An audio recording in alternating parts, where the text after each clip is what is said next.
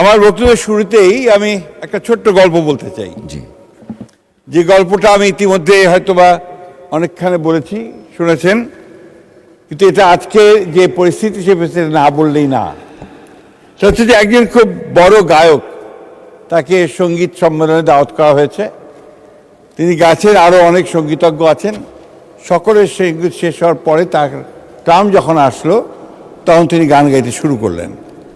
গান গাইতে শুরু করলে একটু চোখ বুঝে, যা হয় ক্লাসিক্যাল মিউজিক, যারা গান তারা তার প্রাণ দিয়ে গান। অনেকক্ষণ গাওয়ার পরে তিনি যখন চোখ মেললেন, তখন দেখলেন যে কেউ নেই হাউসে, শুধুমাত্র একজন বসে আছে। সে একজন বসে আছে, সে আপনার, উনি ভাবলেন যে ওই ব্যক্তিটি হচ্ছে সবচেয়ে বোদ্ধা, সঙ্গীত বোদ্ধা।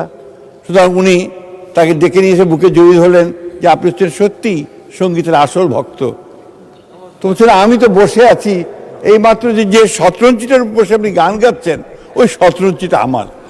আপনার কখন গান শেষ হবে, তারপর আমি যাব। আমি কথা এই জন্য বললাম, মাননীয় স্পিকার, যে আমাদের সালাউদ্দিন সাহেবের এই অসাধারণ একটা বক্তব্যের পরে আমি একজন মেঠো রাজনীতিবিদ, আমার বক্তব্য এখন ঠিক ওই রকমই একটা অবস্থা দাঁড়াবে। তারপরে নিয়ম, আমার নেতা নির্দেশ যে বলে ফেলেন আপনি, আমি সেই কারণে আপনার কিছু কথা বলতে চাই, যা একটু ভিন্নভাবে বলবো। আমি আজকে এই বাজেট সেশনে বক্তব্য রাখতে গিয়ে আমি কতগুলো নাম মনে করতে চাই এবং তাদের আত্মার মাগফিরাত কামনা করতে চাই। তাদের মধ্যে প্রথম হচ্ছেন আমাদের দলের প্রতিষ্ঠাতা, স্বাধীনতা ঘোষক শহীদ প্রেসিডেন্ট জিয়াউর রহমান। আমি সে নাম মনে করতে চাই আমাদের মহান নেত্রী, যিনি সারাটা জীবন গণতন্ত্রের জন্য সংগ্রাম করেছেন, লড়াই করেছেন এবং শেষ দিন পর্যন্ত তিনি এভাবেই লড়াই করে গেছেন। আমাদের সেই মহান নেত্রী, মহীয়সী নেত্রী, দেশনেত্রী বেগম খালেদা জিয়া।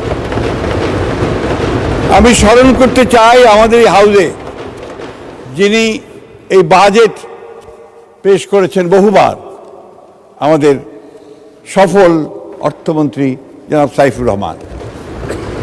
আমি স্মরণ করতে চাই আজকে এই হাউসে ঠিক সালাউদ্দিন সাহেব যেভাবে সকলকে মাতিয়ে বক্তৃতা করতেন, সেই সময়ে যারা বক্তব্য রাখতেন সেই সময়ে তাদের মধ্যে একজন হচ্ছেন ব্যারিস্টার মওদুদ আহমেদ, সালাউদ্দিন কাদের চৌধুরী, মশিউর রহমান জাদু মিয়া, শাহ আজিজ, যার কথা ওনারা বলছিলেন এতক্ষণে, তিনি ছিলেন একটা অসাধারণ পার্লামেন্টারিয়ান।